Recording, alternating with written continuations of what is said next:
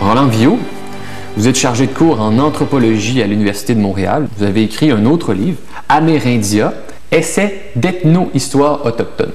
L'ethno-histoire, c'est une branche de l'histoire qui fait beaucoup de place à l'anthropologie. C'est une méthode générale qui permet de répondre à des questions.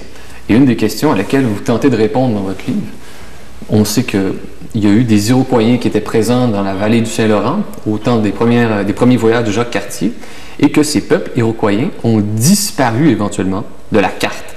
Et avec votre méthode ethno-historique, vous êtes en mesure de répondre et d'expliquer pourquoi ils ont disparu? Ce que j'ai mis de l'avant comme interprétation à la disparition des groupes qu'on a appelés les Iroquois du Saint-Laurent, c'est-à-dire des groupes de la famille linguistique iroquoienne qui occupaient la vallée du Saint-Laurent, disons de Tadoussac jusqu'à Kingston, Ontario, jusqu'à l'embouchure du lac Ontario. Ces Amérindiens qui sont rencontrés par Jacques Cartier disparaissent de la vallée du Saint-Laurent entre les voyages, le troisième voyage de Cartier et la venue de Samuel de Champlain au début des années 1600.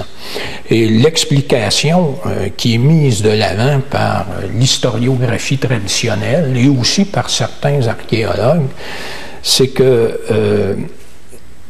cette disparition-là aurait été d'abord et avant tout occasionnée par des guerres intertribales qui se seraient accentuées suite à la présence européenne et notamment des articles de fabrication européenne. Les gens qui étaient dans la vallée du Saint-Laurent, entre Québec, disons, et Montréal, on a longtemps pensé qu'il y avait peut-être le monopole de ces objets de fabrication européenne et qui avait été jalousé par d'autres groupes, dont les Mohawks et les Hurons. Je pense que cette explication est très partielle. Vous expliquez dans votre livre que ce serait plutôt les maladies qui auraient affaibli grandement les Iroquois qui étaient présents à Hochelaga, donc sur l'île de Montréal et aussi dans la région de Québec. Oui. Alors, pour essayer d'amener une thèse convaincante à ce niveau, je me suis penché sur le troisième voyage de Jacques Cartier et par la suite celui de Roberval. Alors, disons, on parle des années 1541, 1543. Cartier arrive quelque temps avant Roberval, va repartir pour certaines raisons. Et Roberval, par la suite, vient s'installer au même endroit que Cartier. Et ce que je trouve intriguant, dans le cas de Jacques Cartier, sa troisième relation de voyage, la fin est manquante. Et dans le cas de Roberval, la fin est aussi manquante. Quand on lit les relations de voyage de Cartier, particulièrement la troisième, quand il entreprend son voyage en 1541, je pense qu'il y a des passagers clandestins à bord de ces navires. Je m'explique. Cartier arrive avec 5 navires et de l'équipement aratoire et également toute la basse-cour. Parce que Cartier, suivi de Roberval, viennent dans la vallée du Saint-Laurent, cette fois, non pas tellement pour découvrir et explorer, mais pour coloniser. On le sait, aujourd'hui, les principaux vecteurs de maladies, c'est-à-dire les virus, les bactéries et les parasites, sont transmises aux humains par les animaux domestiques. Exemple, le porc et le poulet vont transmettre la grippe, le cheval, le tétanos, le chien, la rage.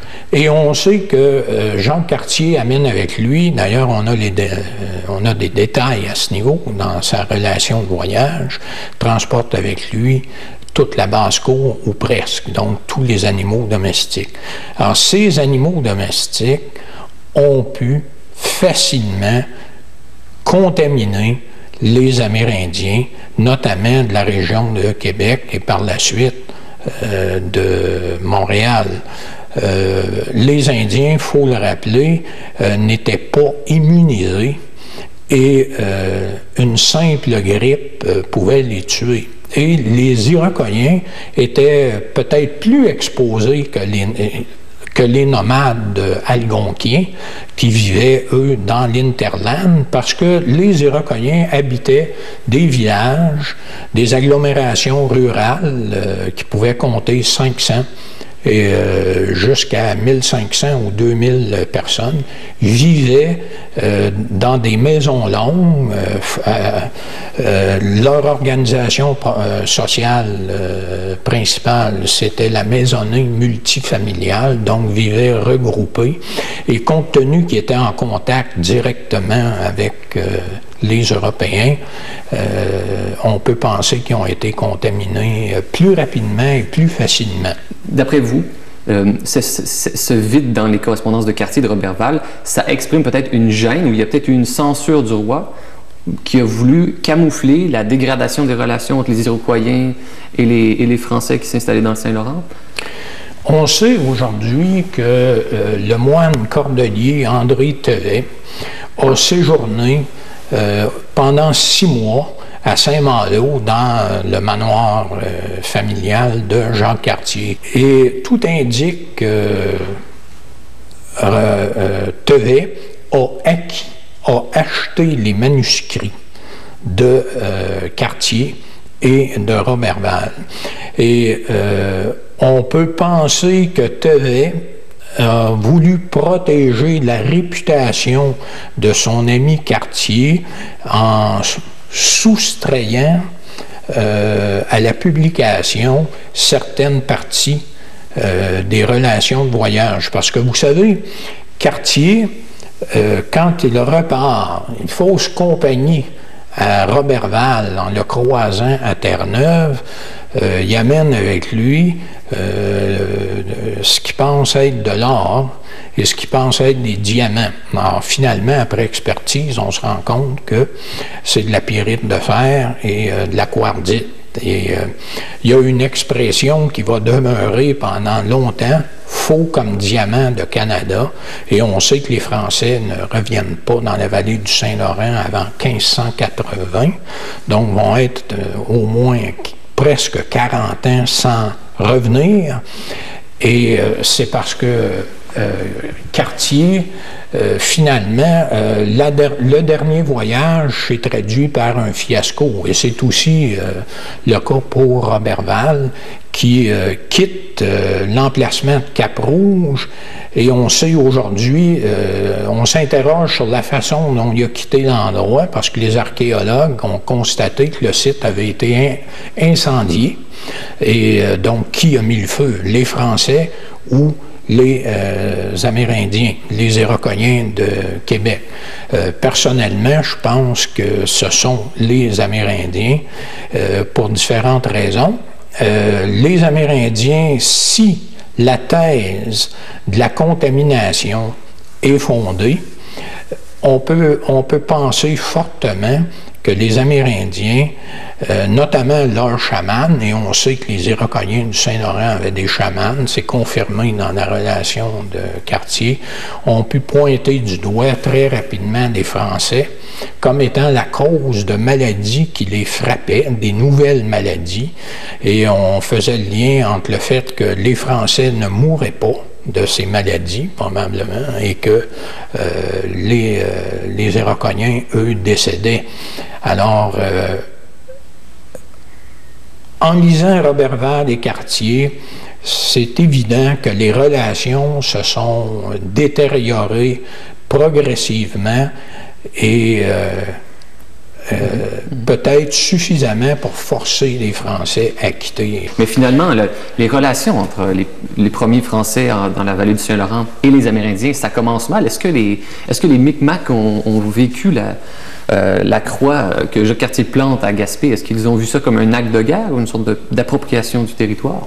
Concernant Jacques Cartier et Roberval, vous savez, quand Cartier et Roberval sont revenus en France, il y a eu une enquête qui a été menée sur l'expédition.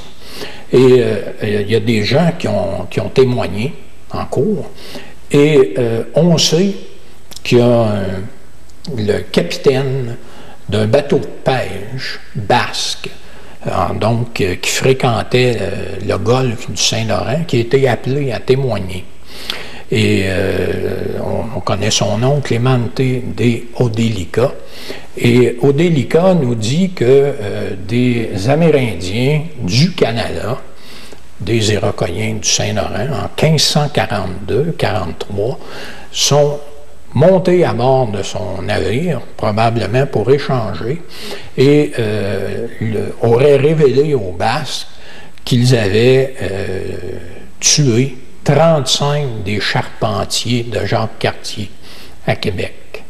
Alors, c'est un indice à l'effet que les relations s'étaient détériorées gravement dans la vallée du Saint-Laurent entre Français et Iroquois.